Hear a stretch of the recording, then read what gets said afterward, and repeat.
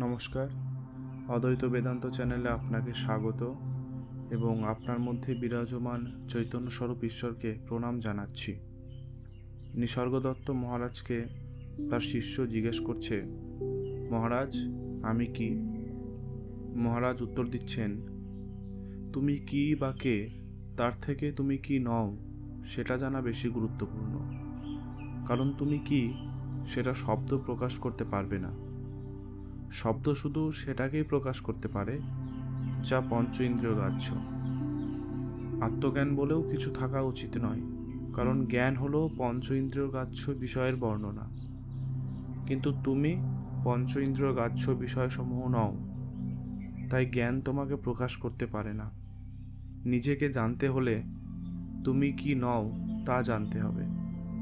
এর জন্য তুমি যা বলতে পারো বা করতে পারো তা হলো আমি এটা নই বা আমি ওটা নই বা নেতি নেতি এই পদ্ধতি অবলম্বন করতে পারো।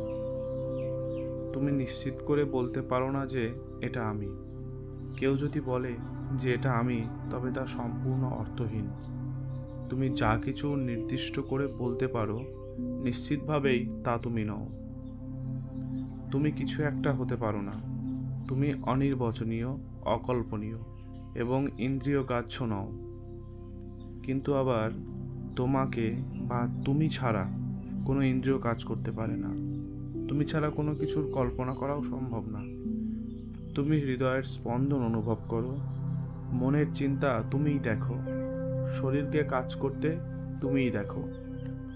তুমি যা দেখো তুমি তা হতে পারো না। কিন্তু তোমাকে ছাড়া দেখা, শোনা, বোঝা বা অনুভব করা প্রভৃতি ক্রিয়াও হতে পারে না। সমস্ত ক্রিয়ার পিছনে একজনকে অবশ্যই উপস্থিত থাকতে হয়, যার সম্মুখে অভিজ্ঞতা জন্ম নেয়।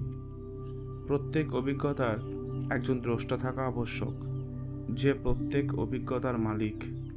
দ্রষ্টা ছাড়া দৃশ্য মিথ্যা। দ্রষ্টাই দৃশ্যে বা ঘটনাতে সত্যতা প্রদান করে। তুমি এই দ্রষ্টা। তোমার সামনে সব কিছু ঘটছে, তুমিই সব অনুভব করছো, দেখছো, কিন্তু তোমাকে দেখা যায় না। যেমন চোখ দিয়ে সব দেখা যায়, কিন্তু চোখ কখনোই নিজেকে দেখতে পারে না।